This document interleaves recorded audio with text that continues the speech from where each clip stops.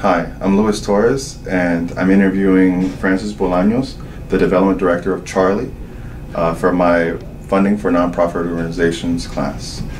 Hi, good afternoon. I'm Francis Bolaños. I'm the Director of Development for Charlie of Dade County. It's my pleasure to assist Luis with his presentation. Thank you for introducing yourself. How long have you been with the organization, with the Charlie program? I've been with Charlie a little bit over a year. I joined Charlie in July of 2013. How long have you been a development professional?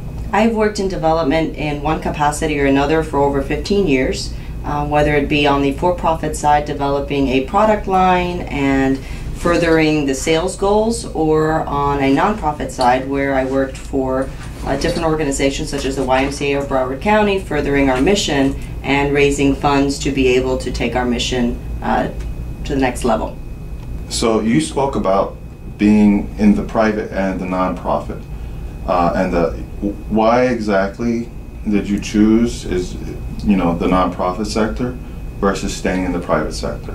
It was an accidental love affair. I originally worked on the for-profit side, as I mentioned, in sales and on the finance arena, and due to life circumstances I decided to stay home with my daughter, and at that time I was offered a consulting position with a nonprofit arm of an organization here in Miami-Dade County, and I fell in love with that side of raising money to do great things for children and families, and it was just a natural transition for me to continue to seek and further my career there. I joined the YMCA as the Executive Director at the Pembroke Pines YMCA, helping them fulfill their mission for youth development.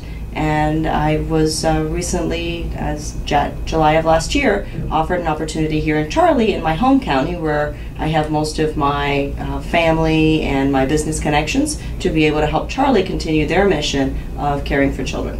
Can you also just describe some of your job activities? Sure. As a development director here at Charlie, I pretty much handle anything that has to do with donor relations. So we cultivate our donors, our new donors, our prospective donors. We're also in development. We are the face of the community, so we attend various community organization events, chamber events. We host the events. I have a great donors relation associate, an event planner who helps me in making sure that all of our event goals are made. So she helps me in facilitating the events, helping me plan the marketing, putting those plans into place and making them successful. One of our signature events is Spring for Charlie, which is our annual largest fundraising event, where we'll raise anywhere from $300,000 to $350,000 just in that one lunch hour, based on all the hard work that we do over a year's work to cultivate people to come to these events. What do you think is the most important skill set that you have and that you need as a development director? So throughout my career, I've always, as I mentioned, been in sales, and as a salesperson, I owned any product or service that I was representing. And it's the same thing with Charlie, but on the other hand, it's that I own the mission. I wholeheartedly believe in what we do, and that is the first and foremost skill set you need to be successful. In order for me to speak and articulate the mission and say it with passion, I need to truly believe in what Charlie does. And I would say that that skill, accompanied by my tenacity and my outgoing personality, there's not a stranger in the building to me. I'm not afraid to approach anyone. I'm not afraid to go to a networking event and speak to as many people as possible about what Charlie does, is what has made me successful throughout my career and throughout my tenure with Charlie. Owning the mission, knowing that you are working towards a common goal and believing in that goal is priority number one to being able to help Charlie in fulfilling its mission, because as we all know, our mission is only as strong as the dollars we can raise to help fulfill it. Did you come into the job, your position, with outside connections, with outside contacts? Yes, I was referred to Charlie through a mutual friend that is tied to the organization as well. Knew that there was an opportunity here at Charlie, and she suggested that I look into it and pursue it. Once I met with the executive director and I met with the staff and I did some history and checking on what Charlie does and the children that it served, I fell in love with the mission and with the organization, and there wasn't a question in my mind that this is where I wanted to be able to help. What do you think is the most effective way of fundraising? Mailers, direct mail, events, internet, or any other course or special events? What is, or campaigns? Which one do you think is the most effective way in your experience? In my experience, first of all, I don't put all my eggs in one basket. We do a diverse number of things to be able to raise our monies. We currently use a fundraising program called Benevon, which when worked correctly can be very successful. And in Benevon's model, it is believed that cultivation is your key to the success in fundraising. We host monthly chats where we don't ask for any donor contributions at that point. Our goal is to cultivate and get these donors to really believe in our mission and get them attached to our mission prior to them being asked to donate to the mission. If we see that during the cultivation process they are not interested or they're not tied to the mission, then we do what we call bless and release them, and we'll keep in touch with them, but we know that they're probably not going to be our best source for development as far as dollars. But we do ask our donors, once they've been cultivated and have committed to the cause, we do ask for referrals, which is our best source, to be able to continue the cultivation process and growing our donors. Charlie doesn't do much marketing, so we don't do any outside marketing. We do host several events throughout the year, our biggest being Spring for Charlie, as I mentioned. We do have one other signature event that we've done in the past. However, we do it every other year. It's called Charlie and the Chocolate Factory. And then we will host just smaller diaper drives. We do some holiday fundraising through some organizations that have historically throughout the last 10 years held a holiday fundraising drive for us that will raise $20,000, $30,000. We always have Donate Now button on our website. We do a monthly newsletter where we do a pitch for how you can help. Visit us on our website. We don't consistently ask for money, just because we want to make sure that once the donors are cultivated is when we do that. We don't want to make it presume that we are consistently asking for dollars and asking for dollars without somebody being aligned to the mission. How do you feel about, social media being an avenue for raising money?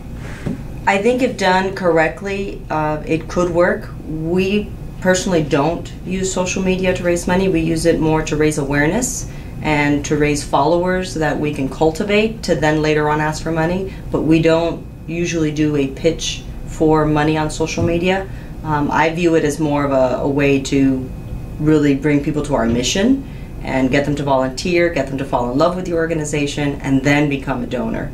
Because people are much more selective in this day and age as to where their money goes versus just giving me $10. I think if somebody has the potential to be able to donate $1,000, I don't want to diminish their giving potential by just asking for $10 on a website. I would rather show them what we do and understand what their giving potential is, and then at that point maybe have a conversation about how they'd like to help. How do you exactly acquire donors? Our best source is referrals, whether it come from a donor or a board member. We also acquire people through social media, so somebody may stumble upon us, either our website, they may stumble upon us during the holidays when they're looking for an organization that they can donate toys to, and then from there we can try and cultivate them. I also use a lot of the community events to bring awareness to Charlie and to what we do, and that will tie someone in and invite them from there to a chat, or maybe they know somebody who's interested in looking for an organization they can volunteer in, or wanting to be a part of an organization that has to do with children. So word of mouth, I would say, is our best mode of acquiring donors and volunteers. How do you generate the master list? Do you buy lists from other organizations? At Charlie, we have not, since I've been here, purchased any list or any donor list. We have used the list that we have cultivated over the years, and then we enhance that by either board members giving names. We will also use chamber list, but we don't purchase any list to cultivate donors.